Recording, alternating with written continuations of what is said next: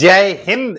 कैसे हैं आप सभी लोग? आशा करता हूं आप सभी लोग अच्छे होंगे और एकदम से स्वस्थ होंगे। यूपी पुलिस कांस्टेबल भर्ती परीक्षा 2025 जिसका आप लोग काफी दिनों से इंतजार कर रहे हो। जब से भारतीय बोर्ड ने अपने ट्विटर के माध्यम से आपको जानकारी दी थी कि दिसंबर माह में आपका UP police constable new vacancy का नोटिफिकेशन आ जाएगा, जिसमें आपके सिविल पुलिस, पीएससी, एसएसएफ, महिला पीएससी और सशस्त्र पुलिस के पदों पर भर्ती प्रक्रिया होने जा रही है। और आज 17 दिसंबर हो चुका है, तो काफी सारे कैंडिडेट के मन में एक प्रश्न चल रहा है, कब तक नोटिफिकेशन जारी होगा और क्या एज रिलैक्सेशन मिलेगा कि नहीं मिलेगा।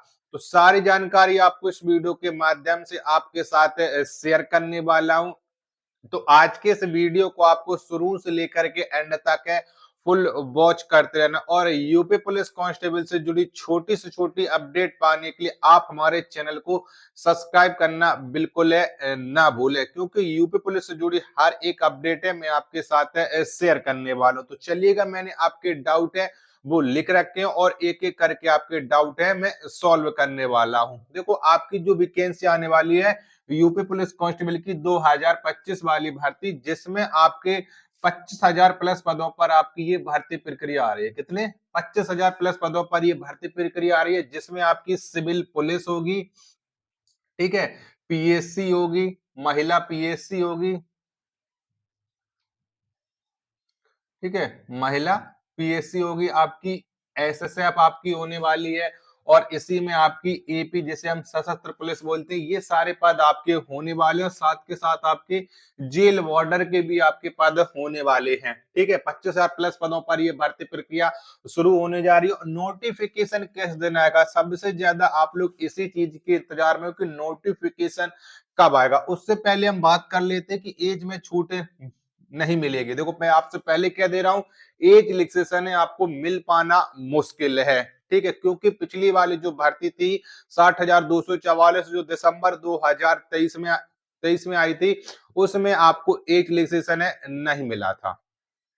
ठीक है, सॉरी, उसमें आपको एज रिलैक्सेशन मिला था, लेकिन इस वाली में आपको एज रिलैक्सेशन मिल पाना ना के बराबर है। क्योंकि देखो, उसमें टोटल वैकेंसी थी वो सिविल पुलिस की थी, उसमें आपको एज रिलैक्सेशन मिल गया। लेकिन इस वाली भर्ती में ये सारी भर्तियां हैं जिसमें आपको मुश्किल के चांस आपको मिले।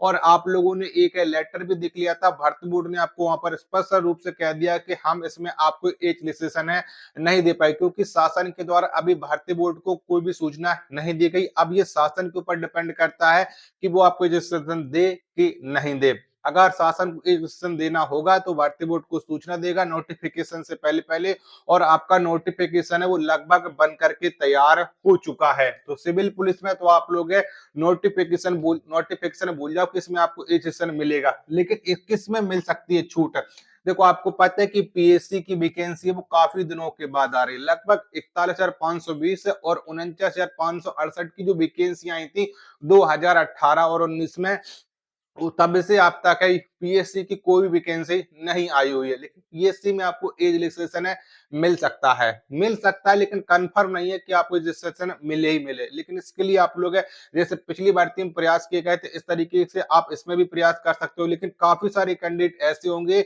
जिन्हें पिछली बार भी रजिस्ट्रेशन मिल गया था, उनका फॉर्म गिर गया था, उनका सिलेक्शन नहीं हो पाया। अब वो सोच रहे हैं कि फिर वह एक बार रजिस्ट्रेशन मिल जाए, तो आप लोग पहले से ऑलरेडी है ओवर एज हो गए, तो आप इस वैकेंसी को छोड़कर कोई नेक्स्ट वैकेंसी आपकी हो जिसमें आपकी एज बन नहीं हो, आप उस पर प्रॉपर ध्यान दीजिएगा। होमगार्ड का आप लोगों ने फॉर्म भर रखा होगा, तो प्लीज आप होमगार्ड पर सबसे ज्यादा फोकस कीजिएगा, क्योंकि वहां पर आपकी सिलेक्शन होने के चांस हैं वो ज्यादा, इसमें आपके सिलेक्शन होने के चांस हैं वो थोड़े कम है। क्योंकि जब आप पिछली बार सिलेक्शन नहीं ले पाए इतनी बड़ी वैकेंसी में, तो आप इतने कम पदों पर आप लोग इस कैसे सिलेक्शन है ले सकते हो। ठीक है, तो आप लोग मेहनत करते रहो। लेकिन जो कैंडिडेट पहले से तैयारी कर रहे होंगे 25,000 प्लस पदों पर, उनका आराम से सिलेक्शन है होने वाला है। ठीक है, छूट किसमें मिल सकती है? तो पीएससी में आपको छूट मिल सकती है, बाकी के में मुश्किल है कि किसी में आपको छूट मिल जाए। जेल बॉर्डर में तो आपको देखो छूट है वो मिलने वाली, क्योंकि पहली भर्ती बोर्ड ने आपको सूचना दे दी कि जेल बॉर्डर में आपको 3 साल का एज रजिस्ट्रेशन है मिलने वाला है। ठीक है, चलिएगा, अब हम इसमें बात कर लेते हैं। तो इसमें जो उम्र है मेल कैंडिडेट की 18 से लेकर के 22 साल है और फीमेल कैंडिडेट की एज वो 18 से लेकर के 25 साल। इसके अलावा आपको ओबीसी, एससी, एसटी को 3 साल और 5 साल की मेल कैंडिडेट को, चाहे फीमेल कैंडिडेट कोई भी, वो आपको छूट है, वो 3 साल और 5 साल की आपको एक सेशन है मिलता है। वो नियमानुसार आपको हर वैकेंसी मिला, इस वैकेंसी में मिलेगा। अब इसकी एज काउंट है वो आपकी 1/7/2025 से आपकी एज काउंट है की जाएगी। अगर आपका 1/7/2025 तक आप 18 साल के हो रहे होगे तो आप लोग इसके फॉर्म में भर लोगे, और इससे बाद में अगर आप लोग 18 साल के हो रहा है तो फिर आप लोग फॉर्म थोड़ा कम भर पाओगे। ये बात आप लोग जान लीजिएगा। यानी 1/7/2007, ठीक है, इसके पहले के जो बच्चों को जन्म हुआ होगा 1 जुलाई 2007 के पहले जिन बच्चों का जन्म हुआ होगा वो इसमें फॉर्म है वो आराम से भर लेंगे, मेल या फीमेल के। ठीक है, चलिएगा। अब नोटिफिकेशन किस दिन आएगा, देखो सबसे ज्यादा जरूरी और जिस चीज को आप लोग जानना चाहते हो कि नोटिफिकेशन है वो कब तक आएगा, देखो नोटिफिकेशन लगभग आपका बन करके तैयार हो चुका है। अभी आप लोग देख लीजिएगा कि 16 तारीख को रात में कंप्यूटर ऑपरेटर ग्रेड ए का नोटिफिकेशन आ चुका है लगभग 1300 प्लस पदों पर। अब इंतजार है आपका होमगार्ड के फॉर्म भी 17 तारीख को कंप्लीट हो जाएंगे भरना। उसके बाद आपका ये चलेगा, ये तो आपका 1300 प्लस पदों पर कंप्यूटर ऑपरेटर के फॉर्म भरे ही जाएंगे। साथ के साथ आपके यूपी पुलिस कांस्टेबल के भी फॉर्म भरना स्टार्ट हो जाएंगे, जिसका जो आपका नोटिफिकेशन है वो 21 या 22 दिसंबर को आपको देखने को मिल सकता है, क्योंकि कांस्टेबल के जितने भी नोटिफिकेशन आए वो 20 दिसंबर के बाद आते हैं। ठीक है, तो ये भी नोटिफिकेशन आपको 21 या 22 दिसंबर को आपको देखने को मिल सकता है। अब आप लोग अपने तैयारी में लग जाओ, तैयारी अभी से शुरू कर दो। जितना तैयारी आप लोग डिले करोगे उतने ही आप लोग पिछड़ते जाओगे। ठीक है, आपने अगर पहले से किसी का कोर्स ले रखा है तो आप उस कोर्स को पढ़िएगा, और नहीं लिया रखा है तो आने वाले समय अगर आपका सिलेबस कंप्लीट नहीं है तो आप चाहे ऑनलाइन और ऑफलाइन है किसी का भी कोर्स है परचेज कर लीजिएगा और तैयारी में लग जाओ। बिना आप सिलेबस कंप्लीट करे यूपी पुलिस कांस्टेबल का एग्जाम निकालना आपके लिए टफ हो जाएगा। जब आपका सिलेबस ही कंप्लीट नहीं होगा तो आप लोग सवालों को सॉल्व नहीं कर पाओगे, नहीं आपको ये पता लग पाएगा कि ये जो प्रश्न बनना है वो कहाँ से प्रश्न पूछा जा रहा है और हम इसमें किस तरीके का करें, फॉर्मूला लगाएं, किस तरीके से इसे सॉल्व करें जिससे हमारा ये कम समय में आराम से कंप्लीट हो जाए। ठीक है, तो सबसे पहले आप लोग फोकस कीजिएगा कि हमारा सिलेबस कंप्लीट हो जाए। और रही बात, काफी सारे कैंडिडेट पहले से सोच लेंगे कि एग्जाम कब तक होगा, किस महीने का हम लोग टारगेट है लेकर के चलें। देखो आपको पता है कि 14 और 15 मार्च को, क्या 14 और 15 मार्च को तो आपका यूपीएसआई का एग्जाम है। अप्रैल में फिर आपके होने हैं ग्राम पंचायत के चुनाव।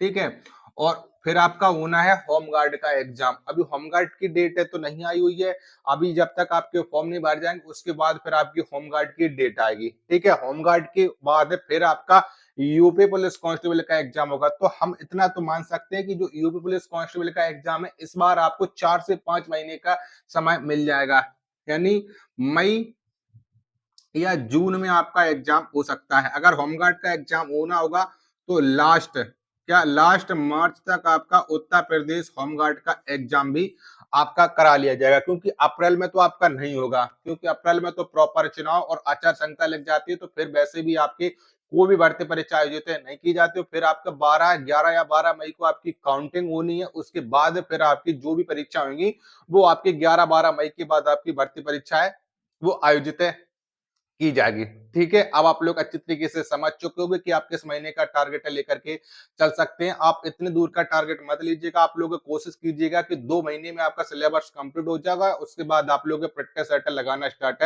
कर दीजिएगा। आज की वीडियो और ये जानकारी पसंद आई होगी तो प्लीज आप लोग वीडियो को लाइक है और चैनल को सब्सक्राइब करना बिल्कुल है ना भूलें। मिलते हैं और नेक्स्ट वीडियो के साथ, तब तक के लिए धन्यवाद।